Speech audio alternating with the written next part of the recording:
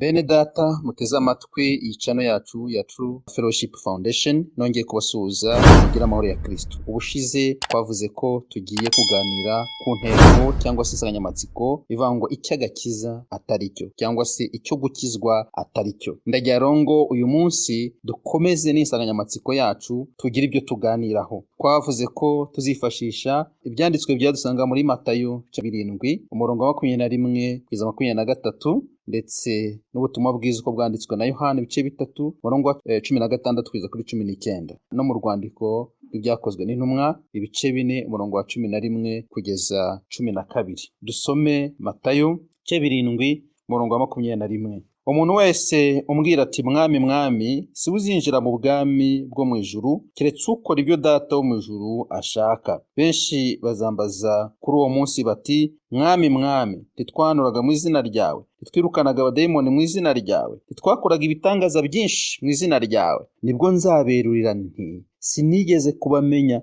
nimwumve imbere mwa nkozi z'ibibi mwe. Turakomeza no mu butumwa bwiza uko bwanditswe na Yohana 3:16 kugeza kuri 19. Kuko Imana yakunze abari mu isi cyane, byatumye itanga umwana wayo w'ikinege, kugira ngo umwizera wese atarimbuka ahubwo ahabwe ubugingo buhoraho. Kuko Imana itatumye umwana wayo mu isi gucira abari mu isi ho iteka, ahubwo yabikoreye kugira ngo abari mu isi bakizwe nawe. 18. Umwizera ntacirwaho iteka, utamwizera amaze kuricibwaho, kuko atizeye izina ry'umwana w'Imana w'ikinege. Uko gucibwaho iteka nuko umucyo waje mu isi, abantu bagakunda umwijima kurutisha umucyo.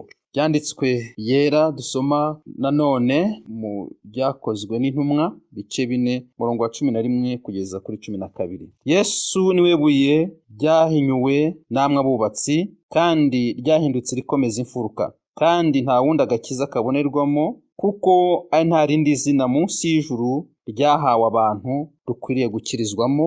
Izina ry'Imana rihabwa icyubahiro. Bushize ubwo twaganiraga hari umukoro nasize, ndababwira nti mugende mwibaze kuri ibi bibazo bikurikira. Ese koko gukizwa ni iki? Gukizwa ni ukuba mu idini runaka? Ni ukubatizwa se? Ese gukizwa ni ukwambara imyenda runaka? Ni ukutanywa cyangwa kutarya ibyo kurya cyangwa ibyo kunywa ibi n'ibi? Ni ugusenga ku munsi se runaka? Ni ugusenga amasengesho runaka cyangwa se amasengesho y'urudaca? Ni ugukora imirimo itandukanye mu rusengero? Ibi ngibi twaganiriyeho nk'umukoro, ngira ngo buri wese afite icyo yabivuzeho, ariko reka uyu munsi tuganire kuri iyi ngingo ya mbere. Ese gukizwa ni ukuba mu idini cyangwa itorero iri n'iri? Ndagira ngo tuganire kuri iki ngiki ho gatoya, n'ubundi muzatanga ibitekerezo kuri iyi ngingo, ariko reka tuyivugaho muri makeya. Ese gukizwa mu by'ukuri ni ukugaragara mu itorero cyangwa idini runaka? Munyemerere aka kanya isobanure cyangwa se mvuga ubusobanuro bw'itorero mu buryo bubiri. Uburyo bwa mbere turareba itorero mu buryo butagaragara cyangwa se invisible church. Iri torero ritagaragara naryita itorero rya Kristo. Iri torero ntabwo rigaragara n'amaso y'umuntu, ntabwo warikoraho, ariko iri torero ririho, twaryita itorero rya Kristo. Iri torero ni naryo Yesu yasize. Twibukiranye ko Yesu ajya kujya mu ijuru, yarinze ajya mu ijuru nta zina runaka ry'idini cyangwa itorero asize, ahubwo icyo yasize abigishwa, nk'uko tubisanga mu butumwa bwiza uko bwanditswe na Matayo bice 28 ku murongo wa 19, aho yabwiye intumwa ze ngo nuko mugende mu mahanga yose muhindura abantu kuba abigishwa banjye. Iyi niyo ntego nyamukuru Yesu yasize, ni naryo torero Yesu yasize. Itorero yasize ni iry'abigishwa be, abana inshingano kugenda mu mahanga yose bakabwira abantu ubutumwa bwiza, bakabahindura kuba abigishwa be. Itorero rya kabiri ari naryo uyu mwanya tuza kuvugaho cyane, ni itorero rigaragara, itorero rifatika, visible church.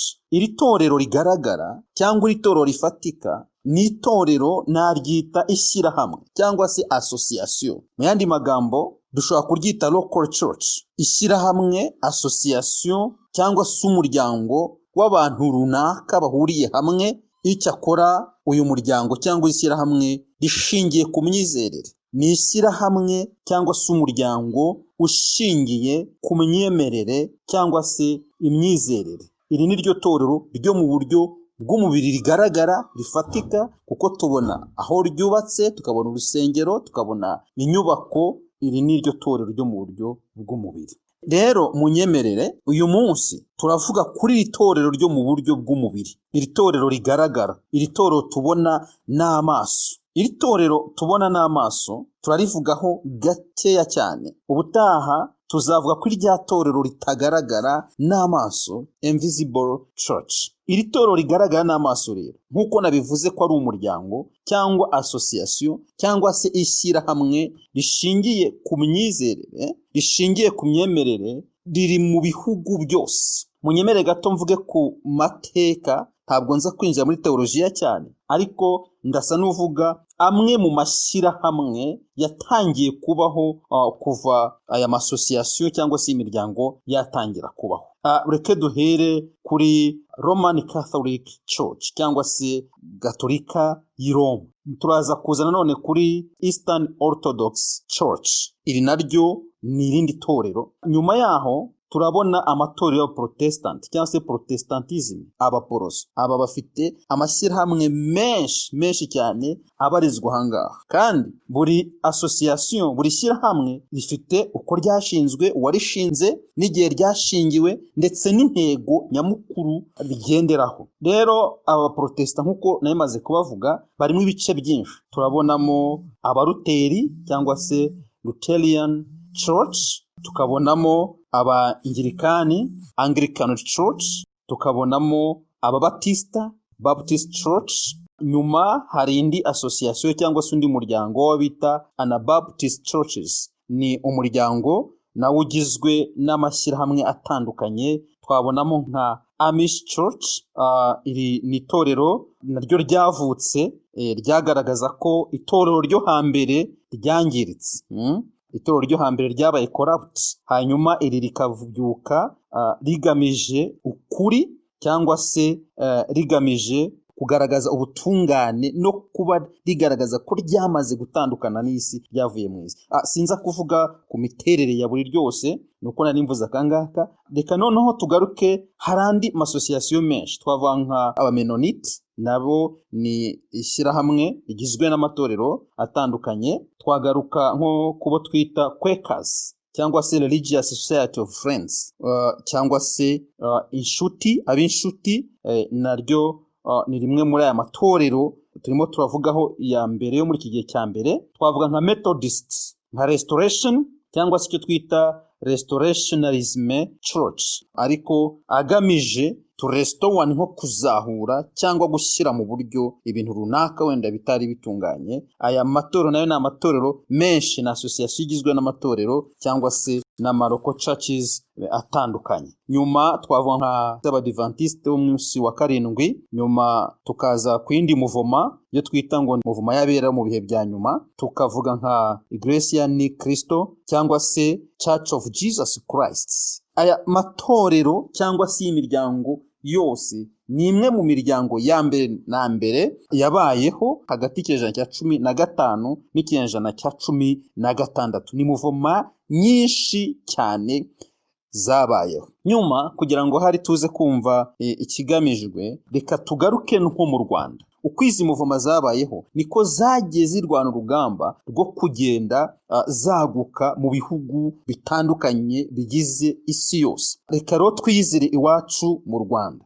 Duhereye mbere y'umwaka 1900, nta muvoma n'imwe, nta muryango n'umwe, nta shyirahamwe na rimwe rishingiye ku idini cyangwa se rishingiye ku myemerere ryari riri muri iki gihugu. Ngira ngo guhera ku itariki ya 8 z'ukwa kabiri 1900, umuryango ushingiye ku myemerere wa mbere wageze mu Rwanda.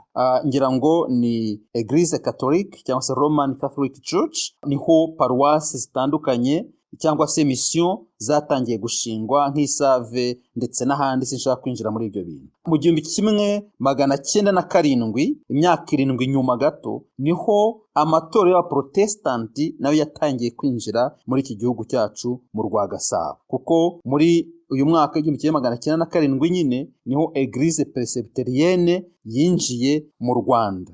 Nyuma mu 1920 nabwo haza Eglise Adventiste, nayo iba igeze mu Rwagasabo. Hanyuma mu 1922 turabona ko haje Eglise Episcopale cyangwa se Anglican Church, nayo ibisesekaye mu Rwanda nk'umuryango, nk'ishyirahamwe. Hanyuma mu 1936 tubona ko haje Union des Églises Baptistes au Rwanda, ibyo bita IEBR. Rero mu myaka yakurikiyeho niho nabwo tubona mu 1940 niho tubona Eglise de Pentecote au Rwanda, cyangwa se itorero rya Pentecote mu Rwanda, yaje ifite irindi zina ariko uyu munsi ni iri zina tuzi. Mu 1940 1945 turabona ko hakurikiyeho Eglise Methodiste Libre au Rwanda MLR. Hanyuma nyuma yaho mu 1967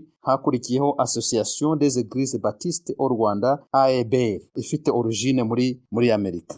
Nk'uko tumaze kubibona, nk'uko tubivuze, aya masosiyasiyo yose yaje mu gihugu muri iriya myaka, icyo yari agamije, ngira ngo buri yose ntabwo twagiye tuvuga intego zayo nyamukuru, ariko yose nk'uko twayibonye n'ayandi ya mbere yatangiye navuga ku rwego rw'isi, icyo yari ahuriyeho ni ukuvuga ubutumwa bwiza bwa Yesu Kristo, ari nayo ntego navuga nyamukuru. Ariko nubwo byari bihuriye kuri iyo ntego, ari nayo ntego nyamukuru nk'uko twayibonye mu butumwa bwiza bwanditswe na Matayo, aho Yesu abwira intumwa ze ngo mugende mu mahanga yose umuhindura abantu kuba abigishwa banjye. Iyo niyo ntego mu by'ukuri nyamukuru yari igamijwe. Ariko aya masosiyasiyo yose afite uko yagiye agaragara, ku buryo n'ubwo iyo ntego hari bayivuzeho tukagira amahirwe, ni umugisha ukomeye, tukamenya Yesu, tukamenya Kristo, ariko hagiye habonekamo n'utubazo two gusa nk'aho ari ukwirema ibice. Buri yose ikagaragaza ko ariyo ifite ukuri, buri yose ikagaragaza ko ariyo ikijijwe,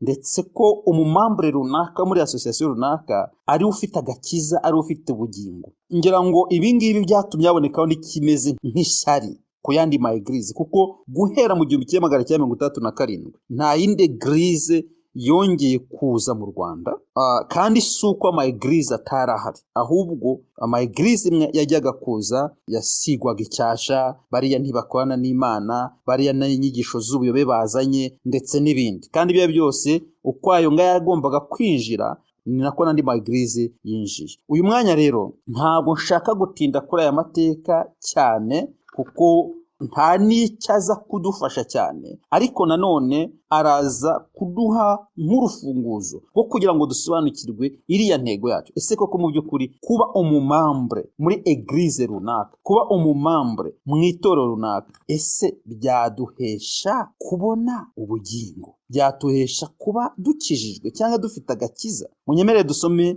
mu butumwa bwiza bwanditswe na Matayo 16 murongo wa 17 kugeza 18. Haragira hati, Yesu aramusubiza ati, urahirwa Simoni wa Yona, kuko umubiri n'amaraso atari byo byabiguhishuriye, ahubwo ni Data wo mu ijuru. Nanjye ndakubwira nti uri Petero, kandi nzubaka itorero ryanjye kuri urwo rutare, kandi amarembo y'ikuzimu ntazarishobora. Imana ishimwe cyane.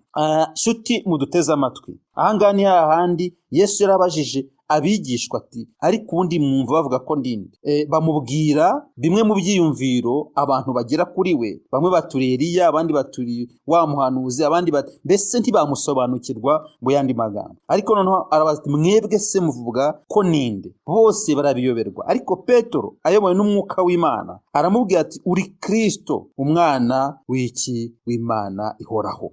Yesu aramubwira ngo ntabwo ari wowe ubyibwiye, haleluya, ahubwo yishuriwe na Data data wo mu ijuru. Niyo mpamvu bamwe kandi kuri urwo rutare nzahubaka itorero ryanjye, kandi ntabwo amarembo y'ikuzimu azarishobora. Ndagira ngo uyu mwanya mu gihe dusoza aka gace wibaze, ese iri torero Yesu yabwiraga Petero, ese iri torero Yesu yavuze ryaba rihuriye he n'ariya mashyirahamwe, cyangwa se byaba bitandukaniye? Mu by'ukuri Yesu avuga itorero yavuze ariya mashyirahamwe. Aya mashyirahamwe ni menshi, hari n'andi ahari tutavuze. Turashima Imana ko nyuma y'1994 imiryango yarafungutse mu Rwanda, andi mashyirahamwe menshi araza. Nge mbyita umugisha, kuko ayo mashyirahamwe yose ahari kugira ngo yamaze ubutumwa bwiza bwa Yesu Kristo, nubwo afite ibigenda biyatandukanye. Kuba bitandukanye rero ntibikwiye kuba impamvu yo kurwanyana, ntibikwiye kuba impamvu yo kumva ko ubarizwa muri iyi shyirahamwe ari we mutagatifu, hanyuma ubarizwa muri iriya akaba atari umutagatifu. Kuko kubarizwa mu ishyirahamwe runaka